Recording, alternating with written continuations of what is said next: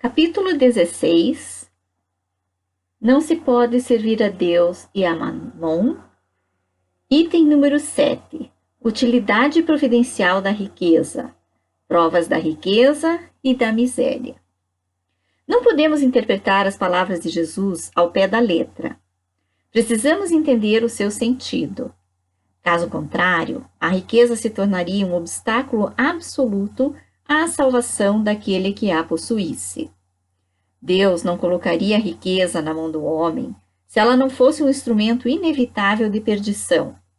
Esse pensamento contraria a razão.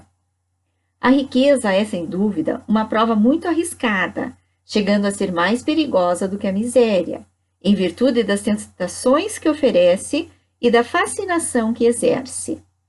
A riqueza também é o maior estimulante do orgulho, do egoísmo e da vida sensual.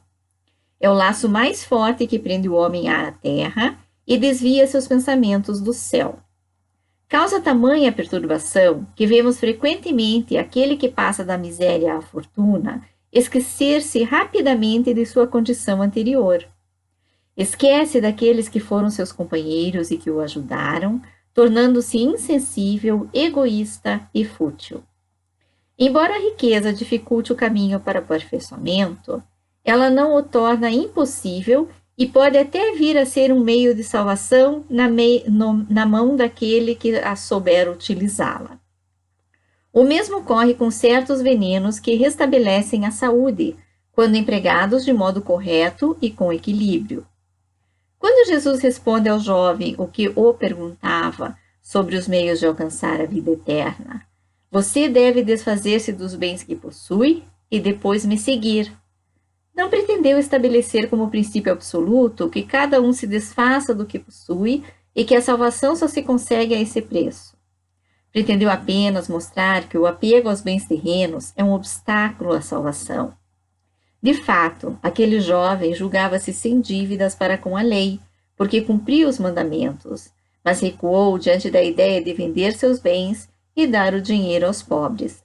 Seu desejo de alcançar a vida eterna não ia até o sacrifício de abandonar os bens que possuía.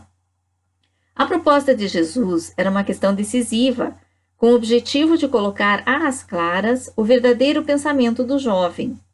Ele podia, sem dúvida, ser um homem honesto perante o mundo, não fazer o mal a ninguém, não maldizer seu próximo, não ser leviano nem orgulhoso, honrar seu pai e sua mãe. Porém, não possuía verdadeira caridade no coração. Sua virtude não chegava até a renúncia em favor do próximo. Nessa passagem, Jesus quis demonstrar a aplicação do princípio: fora da caridade, não há salvação. Se as palavras de Jesus fossem levadas ao pé da letra, determinariam a eliminação da riqueza por ser prejudicial à felicidade futura e por causar inúmeros males à humanidade. Determinariam também a condenação do trabalho que pode proporcionar a riqueza. Estas consequências são absurdas, pois reduziriam o homem à vida selvagem e estariam em contradição com a lei do progresso, que é uma lei de Deus. Se a riqueza é a fonte de muitos males, se estimula tanto as paixões nocivas, se provoca tantos crimes, não é a ela que devemos culpar, e sim o homem que dela fez mau uso, assim como faz mau uso de todas as dádivas que recebe de Deus. Pelo abuso, o homem torna ruim o que poderia lhe ser útil.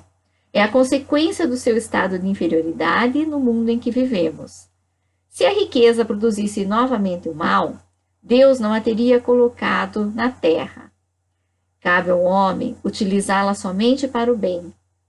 Se ela não é um componente direto do progresso moral, é sem dúvida um poderoso componente do progresso intelectual. O homem tem por missão trabalhar seu aprimoramento material no planeta. Deve cultivar, limpar e preparar a terra para que ela receba no futuro toda a população que sua extensão comporta. Para alimentar a população, que está sempre crescendo, é preciso aumentar a produção de alimentos. Se a produção do país não é suficiente, é preciso que ele busque os alimentos fora de seu território. Assim, as relações entre os povos tornam-se uma necessidade. Para que essas relações fiquem mais fáceis, é preciso eliminar os obstáculos materiais, tornar as comunicações mais rápidas. Para a execução dos grandes trabalhos, o homem teve que procurar material nas próprias entranhas da terra. Procurou na ciência os meios para que fossem executados com mais segurança e rapidez. A necessidade fez com que ele produzisse a riqueza e fez também com que ele descobrisse a ciência. A atividade exigida por esses trabalhos aumenta e desenvolve a inteligência humana. A mesma inteligência utilizada na satisfação de suas necessidades materiais o ajudará, mais adiante, a compreender as grandes verdades morais. A riqueza é, portanto, o principal meio de realização das necessidades do homem. Sem ela, não haveria grandes empreendimentos, nem atividades, nem estímulos e nem pesquisas. É com razão que ela é considerada um fator de progresso.